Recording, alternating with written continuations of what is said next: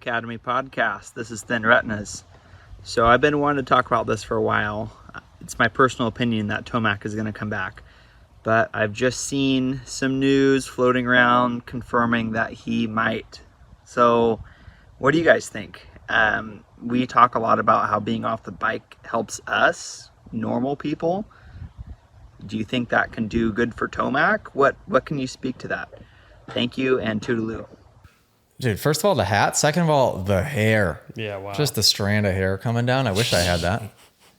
My hair just goes up and away. Like I have no style choices whatsoever. It just goes straight up. And I was hoping since I got the hair transplant, I'm like, oh, new hair transplant? Gonna have some new options for styling? Nope, just straight up in the front. And really? I can't do anything about it. We can't do a mullet, nothing? I mean, maybe if I let it grow really long, it might give me some alternatives. You gotta try. But so far, seems pretty limited. Pretty limited. Thin Retinas, shout out. Good question. I would have bet money that he wouldn't have come back. So now that, I don't know how old that question is, but he is now announced he is coming back, which is... Supercross only. Oh, yeah? Yep, for 2024. Okay. I am so excited. That's going to be... I'm so excited. Great to watch. Everybody will be back, too. Like, Craig has been out forever. Barsh has been out forever.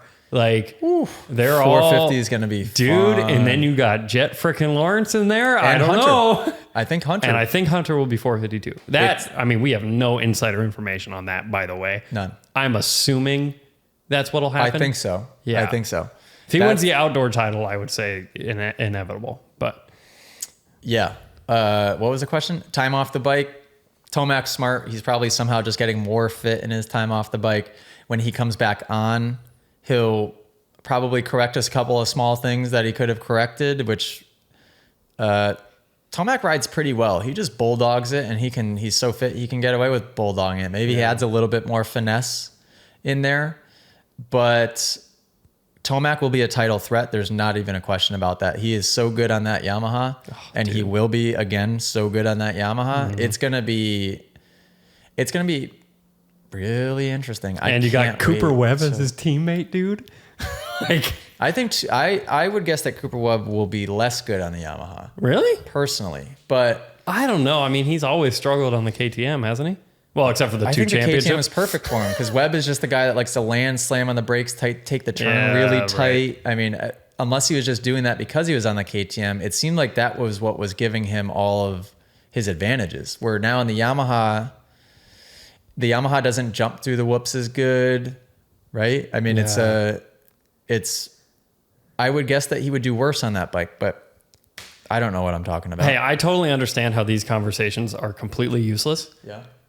Because it's useless that we're talking about this right now. However, what happens, I got to know, what happens when you have Jett, Eli, and Sexton all together in Supercross next year?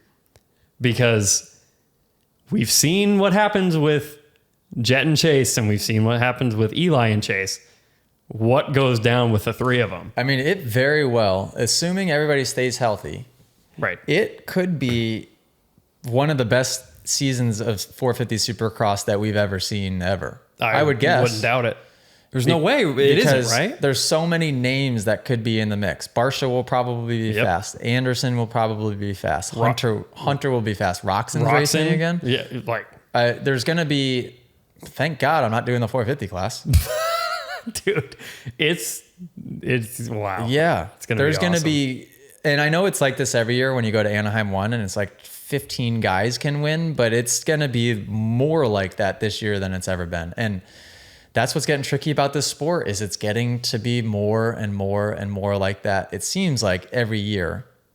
Then you, of course, have your years like this year where by the end of Supercross, so many people were hurt, where outdoors it thinned out quite a bit. But yeah, that's just the natural progression of the sport is that you're going to have more fast guys, you would think.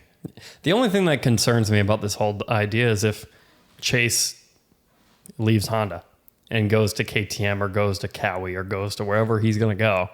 It's like, that would be the only thing where I'm like, I wish you would just, you're good on the Honda, but whatever. If I had to guess, I think it'll be Jett and Tomac 1 and 2. Okay. Third is a toss-up, but I would say if Hunter's doing Supercross, I would say Hunter's a podium guy. Can't imagine he wouldn't. I still think Hunter is going to be insane on a 450. Yeah. I don't And know what watching it those is. guys Yeah. watching those guys at the dog pound, I mean, there wasn't much of a difference. There was days that Hunter was better. There was Yep. days that they were the same. There was days that Jett was better. It was not obvious. Yep. So, Epic. yep. Epic. If you guys enjoyed this podcast clip and you want to listen to full episodes, go download them. Spotify, Apple Podcasts, and I think that's it. Go download them there. Give them a listen. If you want to watch full episodes, which I tell you what, it's even better to do that. Go to club.themotoacademy.com because Moto Academy subscribers inside of the app have exclusive access to watch the entire episodes. And not only that, the subscribers actually can send in their questions to be answered on the podcast as well. Club.themotoacademy.com. Go subscribe.